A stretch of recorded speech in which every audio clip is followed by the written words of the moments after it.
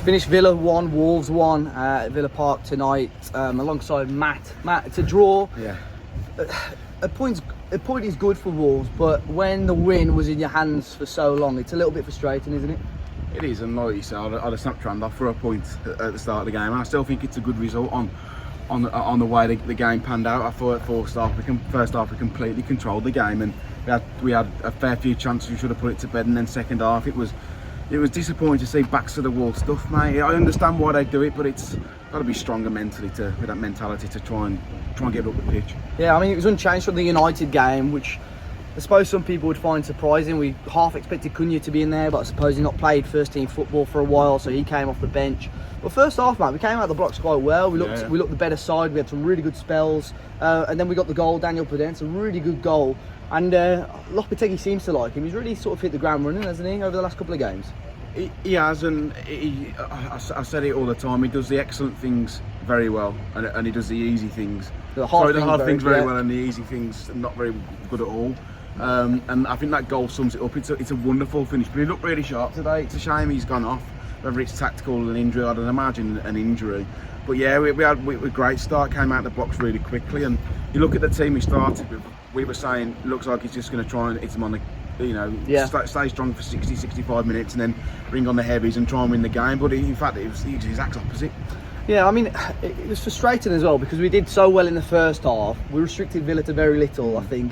We tried to play out the back, which we've seen probably since, Bruno Lage took over, to be fair. At times it's frustrating.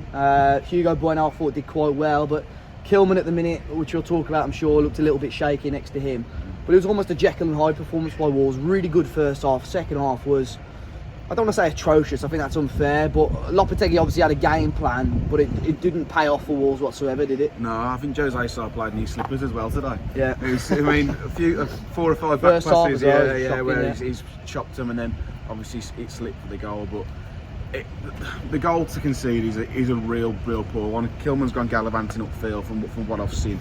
Obviously, I've not seen it back, but it's just a simple ball over the top. And I know they brought on that extra man in between the lines, and they got a lot of joy from that. Almost like number 10 Buendia and Coutinho almost picking up that free roll, and it works. Could feed balls in either side then, but you don't. If someone puts a 35 yard screen in, you don't mind. You say fair enough, but it's just a lump over the top, and it's just not dealt with. It's the same things with Wolves defensively though. It always seems to be in between those lines, in between the centre halves. They find it, and it was like from what I remember, Kilman went forward with the ball. We'll end up losing possession. It's as Kilman and Neves, because Neves had sat in for him. As him and Neves are almost swapping places again. That's when the ball comes over, and obviously that's when Danny has catched them out. I think Jose Sarr slipped, like you said, wearing his flip-flops slippers for this game. And obviously Danny Ings fired it in. But yeah, it's just obviously we saw half chances for Wolves between the last 20 minutes. I thought obviously Cunha came on. Costa, again, and I've said it on reviews, I've said it on the podcast, I think his link-up play is there, but still physically and in and around the box probably not enough.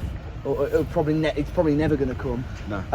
Cunha came on very, very quiet first appearance for him, but what did you think of, obviously we switched to the back five, but there's nothing going forward, was there? Like even, we were trying to stop the attacks of Villa, we were sitting deep, but even when we win possession back, Cunha's defending and Adama's defending, there was nothing up there. You said to me coming out of the ground, like, Gyökeres would have a field day today on the last man. I said, like, I don't think any centre forward would have, because it's obviously under instruction to get 11 men behind the ball and try and just see the game out, which I understand. We're battling down the bottom, a points are valuable, but I don't know. I think we're more than good enough to play and play these teams off the ball. I do, and you had fans moaning at Adama, like saying the last man, and I get it. And I think I've still got a headache after those people behind me. Us, just every single time the ball went out wide, screaming at Adama, and he's obviously been instructed to tuck in, and pat them in the middle of the park out. But it's amazing how differently you see football to other people. But I thought Collins again had a good game.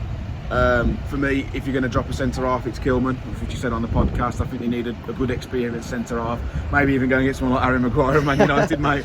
Anyone, you need quality Premier League players. I think a left-footed defender in there would because even at the end there with Bailey, a ball over the top, exactly the same. Kilman hesitates and he's rounded the keeper and put it wide, but it gives me kittens at the What do you think about Mateus as well? I think he really stepped it up against United, and again he was better today. I thought he was the best player on the pitch by an absolute mile. I thought he was outstanding. Nunes, that is, not yeah, Cunha. Yeah, I think the only thing he lacks is a little bit of urgency because he plays very laid back, but I think he could have scored in the first yeah, half as well. he's wonderful to watch as well. But how long we've got it for, we don't know. Yeah. So enjoy it while it lasts. But it's what happens when you play players in the position, mate. They work for you. But I'm happy with a point, but it's a manner, isn't it? It's always a way. Yeah, well, Wolves have got 2 cup games now. One against Liverpool on Saturday. Probably the more important one against Forest next Tuesday. But a week on Saturday, Wednesday, Wolves will, isn't it? next Wednesday. But a week on Saturday, Wolves will play West Ham, which now looks like a must-win because results. One went our way, one didn't go away. Obviously, Forest have won, so they're out the drop zone now. And you know, for however long, 80 minutes or however long we lasted, we were out there as well. So gotta win Saturday. Gotta get a body in through the door as well before then, I think, or at least 2. Yeah. I know Matt Hobbs obviously they were working on some before January start. It hasn't happened, so they need to get a shift on now. Yeah, so it's Villa 1, Wolves 1. Let us know your thoughts in the comment section down below. Do you think it's a good result for Wolves? The performance wasn't great, but yeah, drop a like, comment down below, subscribe to the channel if you haven't already, guys, and we'll see you all very, very soon.